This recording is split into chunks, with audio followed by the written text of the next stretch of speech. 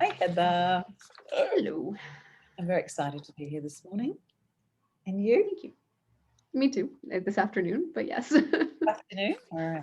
Yeah, I was looking forward to it. Yeah, me too. I just thought it was so nice to touch base, and also because I realized a lot of people weren't even aware of the project. And so one of the main reasons that I'm doing this is actually to send it back out to our Gestalt community here and whoever reads GANZ journals, just to make it, like a more awareness around it. Even though, like, you might think, oh, everyone's heard about it.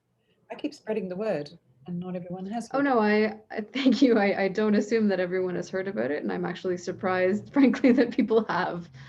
Really? So this is very kind of you. I appreciate it. All right. Well, no, it's not kindness at all. I truly think that you are doing something magnificent. I deeply in my heart think you are doing something significant. So we shall see what Thank you. transpires. Yeah. So, what led you or inspired you to begin this project? And I know that you have a little bit said about that from your sociological Mhm. view with Camilla, but just within yourself today, what the answer is. What has led or inspired you to begin this project? Um, Curiosity more than anything else. It's just curiosity about people, um, and it's an appropriate way to frame an incipient intimacy addiction. I guess I don't know. It's a nice framework that allows me to ask questions that in another setting would be too personal, Absolutely. Yeah. but that are absolutely matched with the level of curiosity that I do have. Yes. So you've linked one of your themes about intimacy and Hmm. curiosity about intimacy, which I noticed you brought up in your own interview. Hmm. Yeah, which I really like. Because that touched me when I heard that about different ways of intimacy. And I do think Gestalt provides experiences of intimacy that are separate from the normal pathways in sexual relationships, Hmm. relationships. This is about intimate contact and the processes. Yeah. Exactly, and it's sort of it's sad. It's not even ironic. It's just sad that so many of us who are paid to be intimate and train in intimacy skills, um, we do this with our clients. Sometimes we don't do it at home with our families and our partners, but we also don't necessarily do it that much with each other as colleagues and friends. And I really resonate with what you're saying. And one of the reasons for my project, which is the peer support project, has been one of the things that's come to light is that, oh, we're just doing this with each other now. mhm. We haven't mentioned the word intimacy, but people are feeling quickly that ground of intimacy. And it's like, oh, this was beautiful. So I know, Yeah, no, I mean, because otherwise it's sort of like trailing behind the coattails of the authors and the teachers and the gurus. But that's a totally different kind of encounter than meeting a person. thank you. I use that phrase, that coattails phrase, all the time in my life, and I am one of those people. In fact, that's what made me travel. Is I read someone, I want to go and I want to meet them if I can, and bask in the coattails of their understanding. But what you did was turn it around. You saw the humanity in every person, and it was very equalizing. It's not just about those people who are published. It's windows into all sorts of people that I would never have had the window into, Mhm. and also my own supervisor, windows into him that he would never have shown me in supervision. I And don't know who your supervisor is, but I'm glad that happened. we've we've discussed this project precisely. Oh. All right. So this leads me to the question that actually John LeCombe asked you, and that's what reminded me I must get back to this project. Is what does this project mean to you? And in particular, I'm just going to flag the word values. Um, what have I got there? What, I have to put my glasses back on. What values feel warmed by this project? But what does Hmm. the project mean to you? Well, I've noticed that I create projects. I mean, that's a thing that I do. I don't usually wait for somebody else to build the structure. I like to create the structure and then let other people fill it up. Hmm. Um, So that, I mean, it's one of those things that I have to do because that's just the way that I work. And every project is, of course, a gigantic projection because I can't draw from anywhere else if it's coming from myself. So it's a huge projection of my own need for connection to, it's a need for people. It's a need for human contact. It's really simple. I mean, people have made it about power, about being seen, about all of these kinds of things. No, the only reason that I do it is because it lets me meet people, and I need people. Beautifully simple, and I'm one of the people who projected more complex things on there. No, I live at home alone with 2 children, under 12, 2 dogs, 2 hamsters, and I've barely left the house since March of last year. Yes. I need adult human interaction. And I mean, I live in a very isolated place. I live in the northern Mexican semi-desert, and there's not a thriving international Gestalt community here. And these are my people. And so, it's this or nothing. Like, I can't afford to go out and find them. Precisely, yes. You've done this for yourself, and in the process.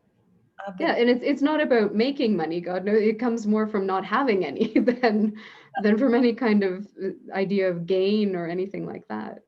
I think that's part of its richness. It doesn't appear to be coming from gain. Mm-hmm. Almost naked curiosity and Mm-hmm. to contact in this time. And it's allowed the rest of us, I feel, to meet and greet the community. But we will get to the community. Mm-hmm. Next question. Well, can I just say one more thing about where it comes from? I'm realizing this as I'm speaking with you. Yes. It's the kind of encounter that I've been able to have as an interpreter versus being a member or a participant in workshops and things like that. Because being somebody's interpreter, it's all of a sudden having their entire being coming through my being to get to an audience. And so it's a much more intimate level, horizontal kind of experience. And so the one-on-one kind of contact is that is how it feels to sit down and speak to the person. So it's, yeah.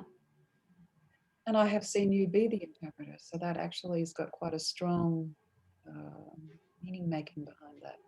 Mm-hmm.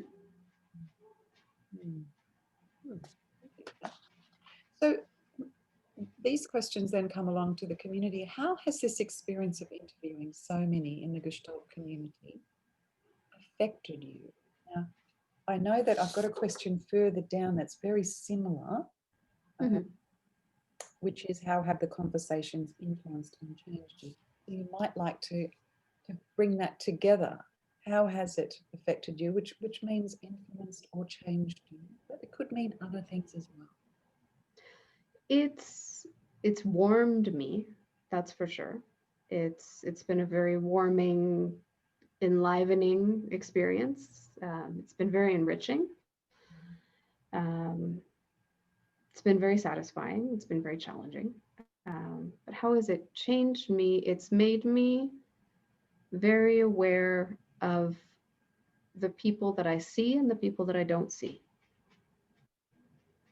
And it's made me aware of something I was talking about with Lynn Jacobs recently. More about that as well?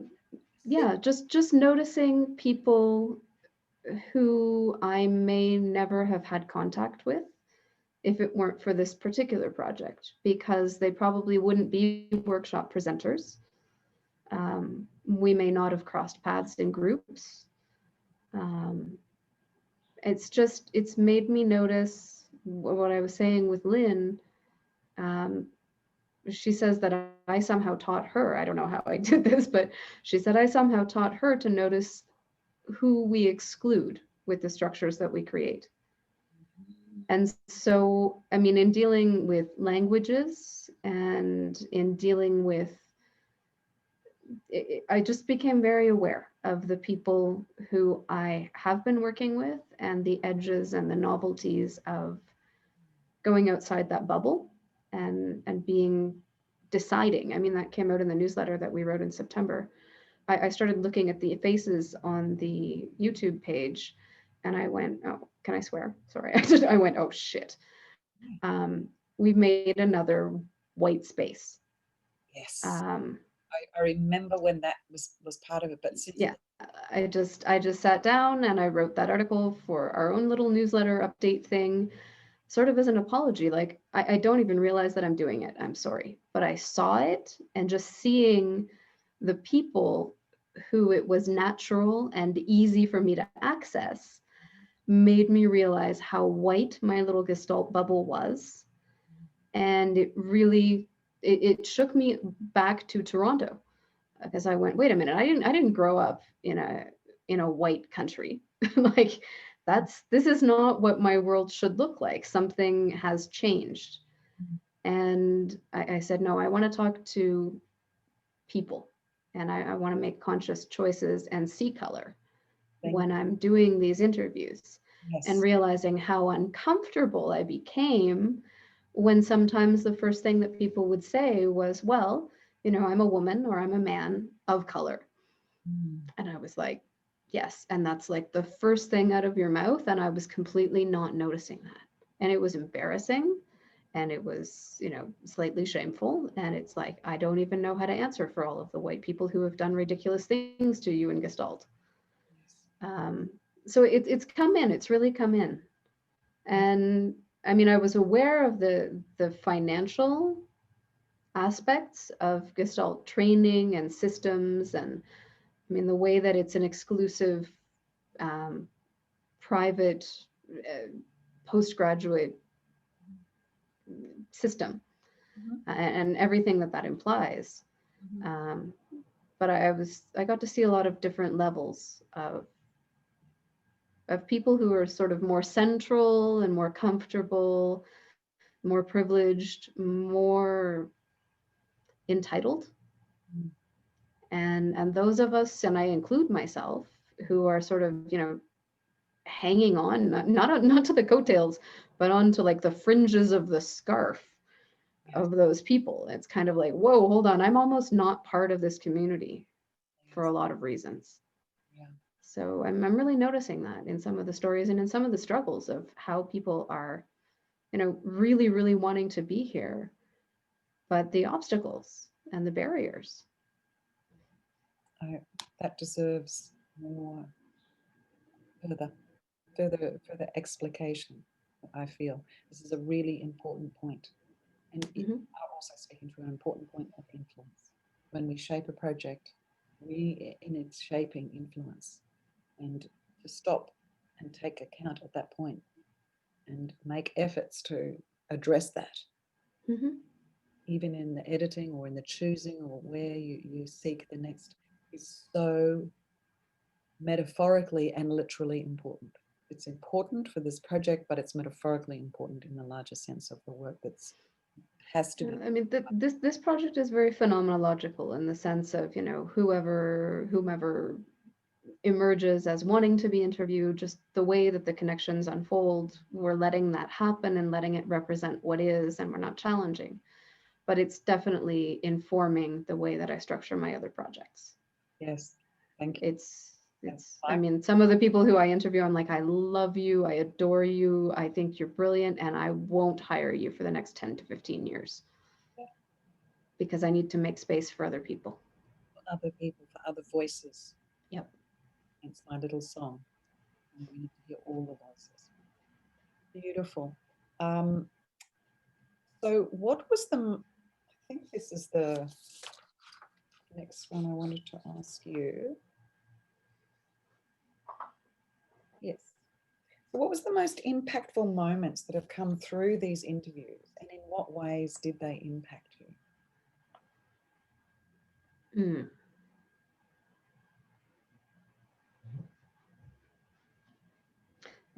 This is a lot. This is like 150 interviews up there at this point. That's right. And I'm aware that today is just one day. of Mm-hmm.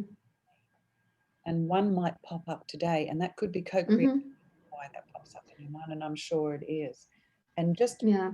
yeah, so just part of that, which moments from the interviews have stayed with you, is another Mm-hmm. version of this same question that Mm-hmm. sort of like not necessarily how has it impacted you and that impact has finished, but maybe what has Mm-hmm. stayed with you and the impact is still in process, if that makes sense. Yeah. Yeah. Absolutely. It's some of the moments that sit with me. Um, the first interview I did, Dewey Freeman was crying about the death of his child. And that's one of my own sort of themes in life. And I was like, dude, do we have to start with this? Like, does this have to be the first thing in the first interview? But it does. It does. Yes. And that's come up, resonance with my own history of loss and things like that. Stories of Holocaust, second generation Holocaust survivors, and just sitting there and going, oh, hello, intergenerational trauma. Yes. Um, the war survivors, just this immense sadness of, doing another interview and finding out that I know another person who has survived another war. It's like, it just never stops. Yeah. It never stops. And there's just, oh, that is devastating. It's just like, really, you went through that too? Yes. And it's interesting that people are not really mentioning sort of the, personal histories of abuse and things like that. I know there's a lot of that in our own community as well. Yes. Um, but it's the wars. It's just people who have gone through things totally out of their control, totally beyond just being overwhelmed, being displaced, having their lives put on hold and destroyed, and losing people to ridiculous, senseless wars. Yeah. So that's very much about an impact upon yourself personally, and it's from a field sensitive point of view that our eyes become awakened to that, Mm-hmm.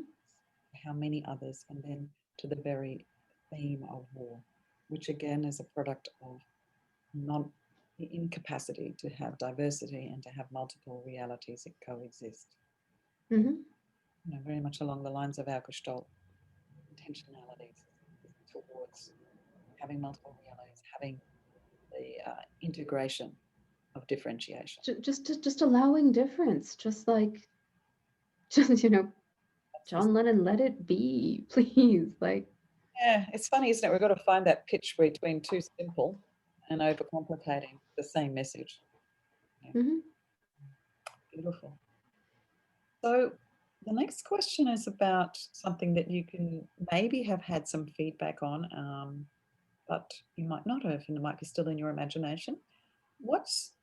Well, actually, it's two. The first one is, what is the impact that you hoped for your audience? And you may not have had one in mind. This is now a question about the audience, the people who Mm-hmm. for in perpetuity they can listen. YouTubes are now going to stay there for some time. I don't know. Mm-hmm. I don't know. Some people have, already gone up and come down. They were limited time engagements, and that's fine. That. Oh yeah, no, people can pull themselves down at any time. It's not, you're not contracted for the life of the show. We're very sensitive to the fact that, people may not be comfortable up there anymore, and so you can leave. That's fine. It's lovely. It's a lot of administrative responsibility because, as you say, some may stay up there for years until we close down the whole show. But it is there. And about the impact, I mean, that's the reason that I started inviting presenters to Mexico. Is the same thing. I started doing interviews in 2014 at the Asilomar conference. I did 2-minute interviews because that's all the time I had, and that's as deep as my questioning brain would let myself go. I asked 2 questions in a 2-minute interview, and that was it.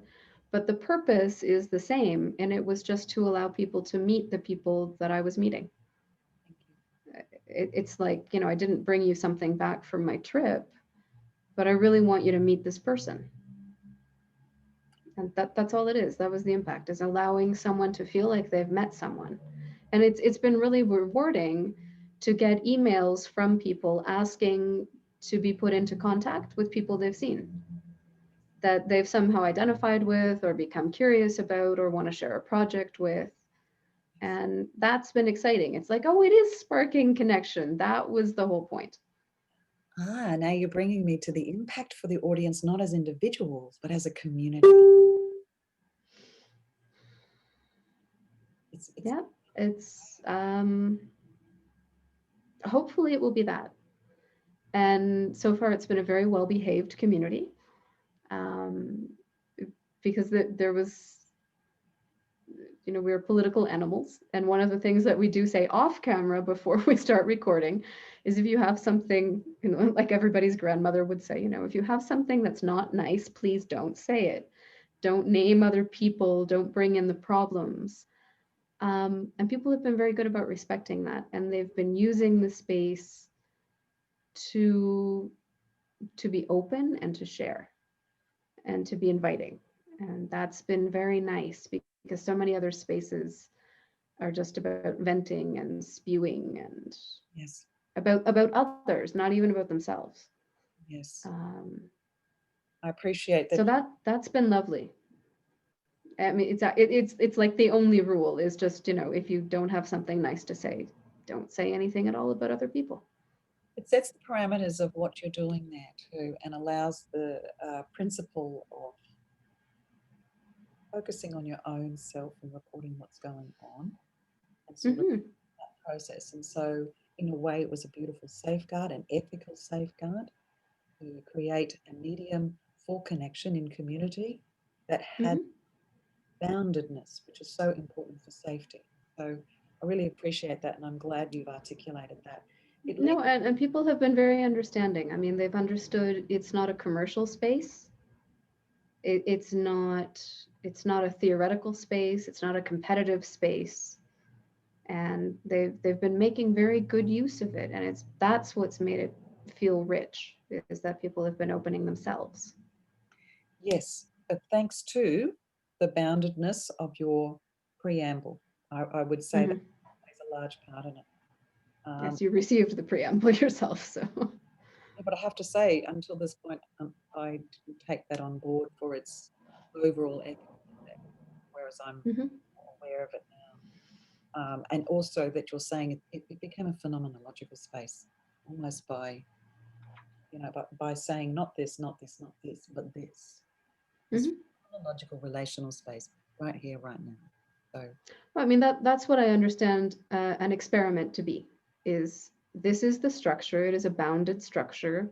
There's a time, there's a format, there are questions. So there are limits, That's right. And yet it's an emerging content. Exactly. And that word experiment really leads there, and is a great, where the shape of the project itself reflects it. Well, I was terrified the whole thing would die after the first 20 interviews were published, because we waited until we got a bunch of them together, and then we published the 20, because I went, well, once people know what the questions are, will this die? But then I realized we're Gestaltists. And so everybody knows that your therapist is going to ask you how you're really doing when you go into session. And the novelty never wears off. So the novelty of the questions is not wearing off, which is lovely, because it's a sort of present moment dialogical encounter. Thank you. That's right. That's exactly what it is. So this leads me to, and there may not have been any, but what is the positive and negative feedback that you've received thus far from the project? The positive has just, been a lot of thank you for inviting me. Thank you for listening to me. Like a lot of surprised, oh my God, I could be a part of this too. So that's been encouraging. And people appreciating the depth in others and saying, I got to know this person who I've known for 20 years by watching this 50-minute interview in ways that I didn't expect. And Steve Zam and Eva Gold shared that they shared some emails that they'd received from friends and family who'd seen their interview. And it were those kinds of comments. It was like, wow, I saw new parts of yourself, Thank you. The same thing happened for me. My Really? sister, who I haven't had a working relationship for 20 years with, has only recently started to get back in contact with me. And she only dropped into a deeper level of intimacy with me because I'd mentioned our grandmother, because I'd captured so much of our childhood in that interview. It was very tough. Wow. It was really spooky. I'm feeling it now. It was like, that was Mm-hmm. so unexpected. She's in she's in another country for her Mm-hmm. because she watched the Humans of Gestalt interview of me, someone she grew up with. And just, Mm-hmm. oh my God, Well, and I think that's important because, I mean, really, we're on our best behavior when this is sort of like the peak of the Maslow pyramid. This is the self-realization. This is our postgraduate professional training. This is like supposed to be our peak selves, right? So the messy version that we sometimes have at home, or that people who knew us 20 years ago saw, they don't know what we've become when we come into this yeah, focused, trained, full presence, which is what, when I invite your Gestalt self in, that's what we get. We get the full, authentic presence. beautiful. So it is different. It made a difference, and it made a difference in a 60-year relationship Wow. that had actually been fraught with many negative things at times, but positive as well. Now, Mm-hmm. so this is, we're going to get a little bit heady here. How has your understanding of Gestalt theory and practice been, or is being, influenced by this project? And in some ways, we've touched upon this Mm-hmm. already. About theory and practice. Theory is beautiful, lovely. Whoever's writing, keep writing. Practice is the problem, and for me, that's right where it goes. It's like, oh, wait a minute. um, Theory becoming dogmatic, theory becoming intimidating, Mhm. theory becoming rigid, and the people who create it coming out of dialogue Yeah. from the people who they're sharing it with. So we lose that sort of cycle of Socratic questioning and of dialogue. So that's where I think the practice sometimes gets a bit skewed. Would you say it reflects then a fixed uh, theorizing, as where the theory itself stops being dialogical and becomes a fixed gestalt instead of a fluid, evolving and emerging and interactive environment? Well, I mean, that's the tricky part. I mean, that's even, in the basic reading, the Pearl Sutherland and Goodman, it's it's everything. It's like a spiral, right? And when it's talking about theory and practice and lived experience and the cognitive part, I just, you're going to edit this part obviously because it's kind of coming out very choppy, but it's coming back to the creative process and Zinker and the experiment. It's not a technique, it's an emergent experiment. Yes. So this can't be set fixed theory. It has to be an emergent phenomenological observation. Otherwise, it's something very interesting that you observed somewhere else in other people, which is just anecdotal to whatever is happening now. And so I think that the theory can always be found in the experiential present. Mm-hmm. But if you're planning to go in and teach theory, that's a problem, because I doubt that your PowerPoint presentation is going to have any way of knowing what's actually going to be in the room. And so the way that we teach this, when it becomes preachy, when it becomes pre-established, when it becomes note-taking, I shouldn't have to take notes on something that's in the room with me. And I think that by the time we go through, 2, 3, 5 years of Gestalt training, if we're attentive, all of that theory has been in the room at some point, and we could have taught it, even if it was scheduled for first semester and you're teaching it in fifth. If that's how long it took to show up, wait till it's there. Don't try and shove it into the room when it's not ready. Okay. That's Thank you. That's a very blunt answer. blunt answer. I want to add how you also, another level of that, which is Ruella Frank's position on how, what a good theory, and she was quoting someone else, but what a good theory is a theory that can be questioned and re-emergent, but still have its roots in the original. It's like what was good about the Gestalt theory that was put forward by Pearls wasn't its fixed state, but the fact that it generates, it becomes this, I'm using my hands to describe it, spiral of generation, of emergent. And it's the same of any kind of, psychological or empirical experiment. You have to be able to replicate it. Yeah, but you have to be able to find layers of that in the present for it to still be true. Thank you. Well said. Beautiful. Yes. And that's it. Find evidence for this in the present, and that becomes the teaching mechanism. So you're really talking about pedagogy again here, which we meet on that. We yes. need to have a deeper because more than clinical practice, that's where I think Gestalt can get lost, is in the teaching of it to the new generation of clinicians. Because if you don't teach it properly, God knows what they're actually doing. And by properly, I don't mean that there's a right way. I mean teaching it gestaltishly.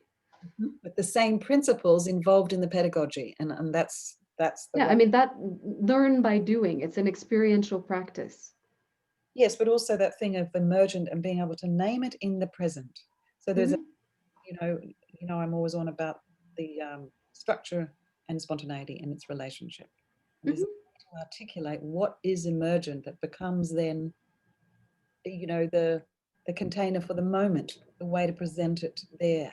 So it goes from experiential to a kind of an analysis and assessment of the experience, a reflexive thing in the process of the experiential. It's also very important. Right, and it's field sensitive and it's subjective. And I think that one of the interesting things about the interviews, without being psychoanalytical about it or doing any kind of interpreting, is it becomes very clear which lenses each of us are seeing Gestalt from and what becomes figural for each of us. And of course, that's what we're going to see in 90% of the rooms that we walk into. Yes. And the things that are completely out of our awareness, that's also really obvious in the interviews. Yes. And sometimes it's embarrassing. It's like, I didn't mean to put somebody on the spot or point out something that they're just not aware of. But it is what it is. And that's the way that we're walking around in the world. Some of us have a piece of toilet paper on our shoe, and I know. See? And that's the way it goes. Gestalt has taught me how to say, oh, toilet paper. Yeah. It's like, are you aware of that? Is that integrated into your experience? But also, we can change the example for the written version of this to like spinach in your teeth or something, but whatever. Yeah. Whatever. So there was and so I'm just going to finish that question with any negative feedback. I'm not sure that there was any, but I had, just wanted to ask you. That it's not negative. I mean, to me, it's kind of comical in the sense that it's just because we all come into the room with our neuroses as well. So certain people are very sensitive to different elements, and it can be everything from being too seen to not being seen enough, to being sensitive to it's a lot about what the pollsters put out there about the idea of the levels of exposure and how we deal with exposure. And I think a lot of it comes down, fundamentally, it's just chalk up the point to Gary Yontef. It's about shame. Yeah. And it's about how I react when I feel seen or when I feel overexposed. in relationship to support. You know, Right. And so we try to be very supportive, and we do try to frame things like, please be aware that this will be public on the internet so that you don't implode when you get seen. Because, I mean, shame is an incredibly painful experience. And we really don't want to set that off in anyone. And so there's absolutely no cruelty in the idea of exposing someone. Um, it's a fine line, because we are inviting people to be very intimately seen in public spaces. yes. So I wouldn't say it's negative, but it's something that we're very sensitive to. And so, I mean, everybody's reaction to it, like the emails that we get about, oh my God, I can't believe I said that. Can you take this down? I can't publish this. There's been a bunch of interviews that aren't published, and that's fine, Yes. because it wasn't okay for them to have them published. That's right. So I don't consider that a negative. They've been beautiful conversations, and the ones that have gone up and come down, the same thing. And the ones that we have ongoing dialogue with, because, you know, it's not quite, or it's too much, or it's, you know, we're negotiating, and that's the way it is. We don't want to just end dialogue. But at the same time, like any project, there comes a point where it's like, okay, I need this Finished. day to end. I need this piece of business to end here. Yes. So that's just human, really. What is it? That's the HR department, I guess. Yeah. Gorgeous. Lovely. All right.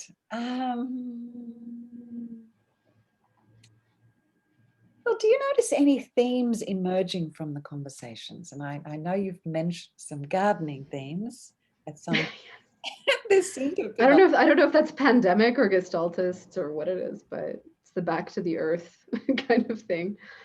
I mean, the themes,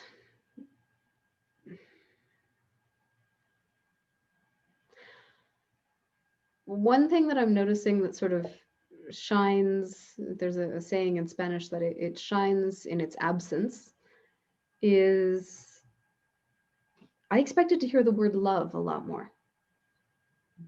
And I think we're being very guarded about how much love there is for people, in these communities. I mean, the depth of the relationships, because you know, when I ask someone how they've been affected and how their lives have been changed, I mean, these are not superficial encounters. These are deep transformations. And the people who we come in contact with, and the levels that we are in touch with each other on, I mean, for me, that's love. And maybe I'm just throwing a word on it where it doesn't belong, but I've been surprised at how guarded people are about using that word. If the few times it's come out, I've been very excited about it and felt very touched by it, because for me, that's what it is. I mean, this is, it's, you know, I was born in the wrong decade to be a real hippie, but for me, it really is about finding the opportunity to love, Yeah. and to be fully present, and to fully receive, you know, other people. Yes. And so that for me, that is love. Yes. So I've been surprised that that has not been named as often. But maybe, you know, it's that professional reserve and nobody wants to get sued or anything like that. But it's, Well, you know, it does bring to mind this versions of the word love, agape, you know, like yeah. ways, because I too resonate with you that it is the same word, but it has a different flavor, and it's connected in part to what you said about it's in part connected in part to intimacy, and in part to the theme of seeing and being seen, is that love comes when there is this moment of being seen, being received, when the loved seems blossom. But to name it, yeah, so that's a theme that hasn't, the theme of love did not arrive, but the theme was that its absence to talk about. It hasn't been named. I think it's been very present, just because I think it's one of the underlying ways that people are moved and touched when they talk about their experience. It's still there. And I think that if there were no love in these experiences, people wouldn't resonate as deeply as they do and as strongly as they do talking about things that happened, 10, 15, 30 years ago. Yeah. So I think it's definitely, I think it's part of the ground. Yeah. But themes that do emerge are so much about authenticity. And it's, people are just drawn to this because they find their place. They find a home, they've found welcoming human beings who just let them be and accepted, the quirks, the histories, the differences. And it's more about being authentic and being able to come into yourself. That's what people are naming. Yes, I've heard people name those themes of home, Mm-hmm. recognizing their flock, being able to belong in their authentic self. They find support, so they're able to be. Exactly. Yeah, I've And I really. say they, but it's we. I mean, I include myself in that bunch. So. I include myself in the bunch and include the theme of finding home and finding ways to belong. Like it's the Mm-hmm. like it's still that's still really unraveling, expanding in a way for me. This theme, but Mm-hmm. I loved it every time someone, and I was so touched by it. I would go, oh, there it is again. People saying, oh, I found my tribe. I found a place. Mm-hmm. I thought, hmm, this is amazing. That this is yeah, it's a and I'm also reminded that Jan Rabal said what he loved most about Gestalt was the Gestalt people, was the Mm-hmm. wonderful people. And I use that line in my peer group stuff all the time. What Mm-hmm. wonderful people. What a great place Mm-hmm. to gather together. Wonderful people who, as you said, they've trained in this particular art form, this particular way, but it Yeah. allows people to come home. It is home. Yeah. And I mean, just recognizing, the piece of myself that is in the structure of this as well. Like, yeah, they're all my people, not in the sense of ownership, but in the sense of this project sort of does represent the way that I live myself in the world, because I don't have, that local immediate tribe. And so it's interesting the way that everybody is sort of coming into the awareness that, oh my God, the connection over the internet is real. I'm like, well, no shit, it's been real for me my entire life. This is my life. Yeah. And this depth of intimacy and this feeling just as connected to somebody in South Africa as I am the next hour to somebody in France, to somebody in South America the next minute, that is my structure. It is multi-language, multicultural, and just being with the person. That is how I work. Mhm. I'm going to put this question much earlier in the edited version. How many languages do you speak, and how many languages did you interview in? Um, I mean, in theory, I speak 4 languages, which compared to a lot of people doesn't sound like very many. But I'm fully bilingual in English and Spanish, and I'm challenging myself to go back into French, um, Start French. which which French is my second language as a Canadian. Um, and my Italian is embarrassing, but my understanding of Italian, I can definitely follow the conversation. But I don't want to diminish somebody's ability to express themselves by being awkward in another language. But I'm a perfectionist, I guess, linguistically.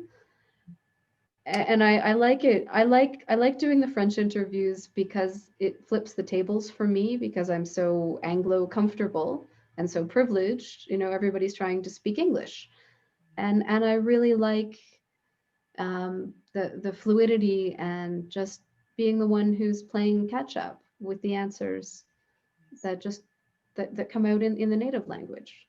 That's And right. I love the fact that I don't speak Polish, and I look at Camila's interviews and I'm aware of my ignorance. I'm aware of what I'm missing out.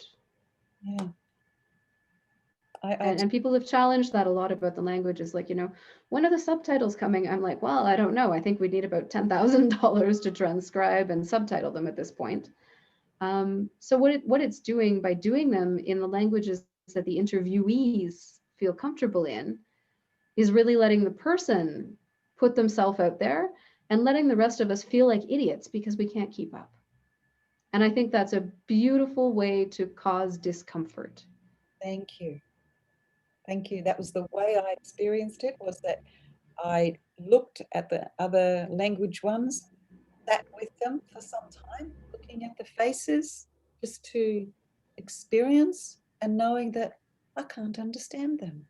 Oh, I felt I had FOMO, and I also dropped my Anglo-centricity for a moment.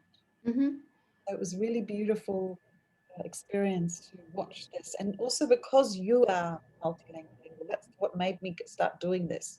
Is to say, oh, what's it like if I sit in with Heather when she's doing it in French? Or what's it like I sit in when it's in Spanish? And oh, I see.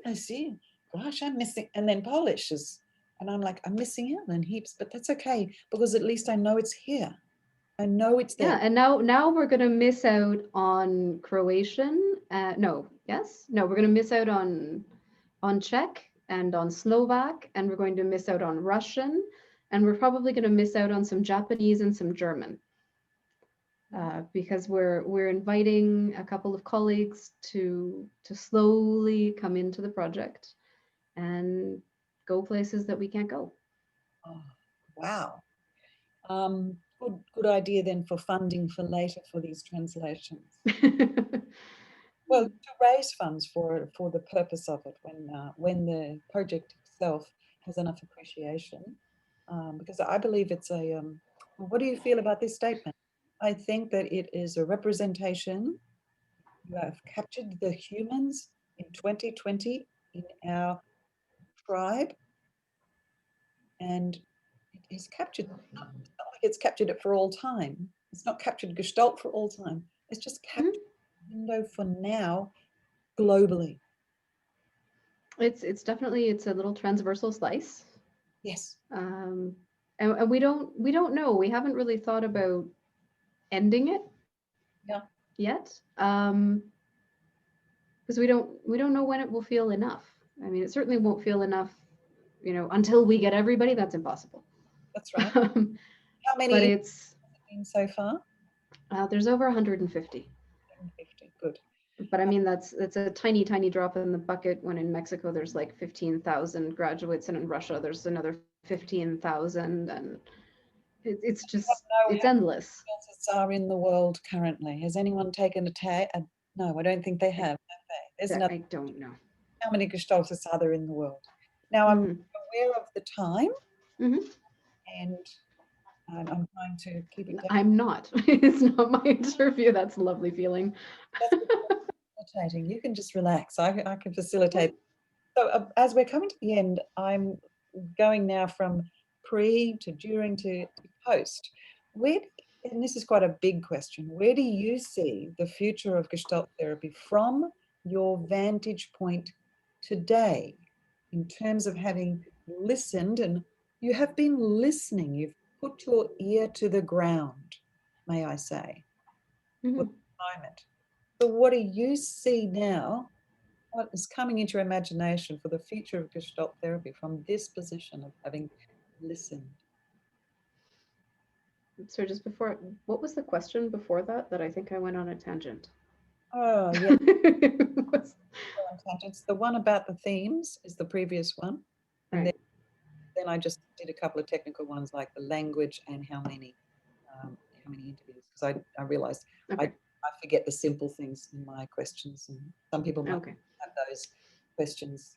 Yeah, no, when you want to publish, I can give you the up-to-date statistics, like, how many hours this has been seen, how many subscribers, how many interviews there are. Thank you. Up to date. Yeah, at time of publication, I think right now, when we published in September our own little newsletter, there were over 15,000 hours watched. It's amazing. Well, that leads me to a question of impact then. Back to that question. Were you surprised by that? Yes. We didn't know if anybody would do this. That's right. Anybody else would listen? We didn't know, we weren't even thinking about listeners. We didn't know if anybody would want to do the interviews. No, we were relying on basic exhibitionist narcissism, and on having friends, and saying, at least our friends will humor us and do this with us. And it's been beautifully encouraging that people have said yes. But it went from little and then did this organic growing, and that's, to me, Well, that's the beautiful thing, is that it is organic. So it's just rewarding and it's gratifying that it makes sense. yeah.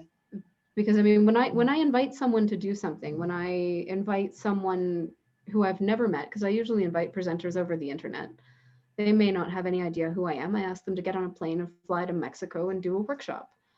And so for me, it's incredible that it happens. And so I'm very grateful. And I'm just incredibly grateful and surprised and just, yeah, amazed that people keep saying yes and are interested, and forget about the fact that people are watching. I mean, that's just a whole other level. Just the experience of doing it. I'm grateful that people are willing to have the conversation with me, and then that other people find value in that. That's beyond expectation. This was not a project. This was not a product. This was a process piece. Yeah. So Process, not the product. Oh, yeah. that on tape. Keep thinking I have to take notes, but I've got it there. Yeah. But I did see your face completely change and light up when you said that, and 1,500, however many thousands of. No, it's just Your eyes get really. It's like, what? So I feel like that's still landing somewhere inside. Well, I mean, it's because it's like I have a difficult time getting more than 200 people to come to a conference. And so just it really, and when you say where is Gestalt going, it comes down to that. It's like, why can people do this? They can do this because it's free, because it's on the internet.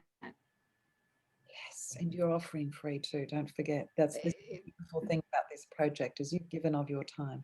And can I say, Heather, can I sort of tag this, that I want to also quickly say to you that should you organize another online event now, your profile is completely changed.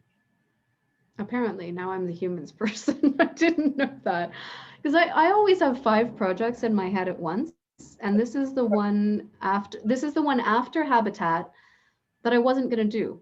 I was like, it's the least logical, it is the least, but it was the clearest. I was like, God damn it, now I know what it's going to be called. Now I know what I want the webpage to look like. Now I have the list of questions, and Camila made them better. It's like, okay, I have to do this one. So it couldn't not be. It was. But now there'll be another project, I imagine, in these. One of the wonderful things about the pandemic for Australian Gestaltists is that people are offering trainings to us that we could never afford to fly that far. It's too far away for us. Now, it's not far away, but Mexicans certainly can't afford to fly there either. Trust me. But I don't think your Mexican Habitat one took the same wings that it will take now, post-pandemic and post your Humans of Gestalt project, where A, you have a profile, but B, the medium itself, the relationship to the medium has changed. So absolutely it's important, and it's timely, and that's part of what's going on and part of what makes this project, for me, as a person in Australia, I mean, admittedly an enthusiastic person in Australia, but all my little lights are going, bing, this is important, tell everybody, bing, this is important, bing, bing. It's just going bing, bing, and it's not just one bing. It's like on multiple levels, this was a piece of work. And I even saw your development as an interviewer over time. And I've watched, most people do. I walk and listen. People have listened to them in the car, on cross-country drives, it's been. So I've seen the development over time as well. So that's been really, I don't know, just so rewarding to watch. I think it's going to be interesting when we are physically in the same space again, and all of a sudden we're going to know things about each other that you might not be aware that I know because I listened to your interview. That's right. And also, can I say to you, have you thought about the disinhibition effect online? Yeah, that's the reason some of them haven't been published, because some of them have become very intimate. And that's wise. That's wise. Yeah, yeah. So, But when you talk about, you know, the future of Gestalt and that simple little question, it's yeah, I have a new project. I don't want to make it a commercial, but the project is called Open Gestalt, opengestalt.org. And it's a small group of people that I've met mostly through doing this, this series. And it started, it's like, you know what? Finding people that I resonate with. And instead of trying to, because I'm institutionally homeless, like I live in my home office and I work on the internet. So it's easier for me to continue innovating and doing my own projects and opening spaces than to go into an establishment and try and suggest change. yes. So I'm very clear about possibilities of doing things differently. And so I'm just inviting other people who I know are thinking along the same lines to do things differently with me. So we're gonna do some very different things. And it's called Open Gestalt. I await with open ears and open heart. But beyond that, I think that you're very right that the fact that not only this is just a drop in the bucket of everything that's available online right now, it has to change. It has to change the elitist, privileged, entitled, exclusive structure of our way of meeting each other. It can't just be, I mean, Gestalt training cannot any longer be limited only to the people who can afford to fly across the world and give up their lives and stop caring for their dependents for a week or 2 weeks at a time for these indulgent, mystical, transcendental experiences. Like I can still be in your class and I can be one of your best students with a baby on my hip while I'm washing the dishes in Mexico. And I think that we've proven that. And I think it would be a huge step backwards. I mean, the good thing is the pandemic has gone on long enough that people have stopped talking about going back to normal and that we've accepted that normal has changed. And it can't ever look the same again. And it wasn't looking very good for those of us who were on the fringes, to be honest. It was looking painful and expensive and exclusive. Exclusive. I love that because it's the opposite of the word inclusive. And I certainly myself spent 20 years of my life single parenting, the baby on my hip, multiple, things. Along the way, my children were quite spaced out. And I had to miss out on so much. And Yep. I feel like I'm still catching up. Well, I mean, I felt like I've been expected to just, get through this parenting thing and then wait. Wait while I do this and then do the other thing. Yeah. I'm 39. My aunt died of a brain aneurysm in the shower on Christmas Eve when she was 40, and my father was dead at 50. And we're in the middle of a global pandemic, and I don't think that I can take for granted the fact that I can do anything later. That's right. I'm so in your yeah. around that. I felt so close to you for you sharing that on so many levels, and it like life and death, and life, death, they're all connected. They're all deeply connected. So the future of Gestalt, as you're talking now, again, we've circled back to its training, opportunities for training, opportunities for experiencing Gestalt that need to be open to all people.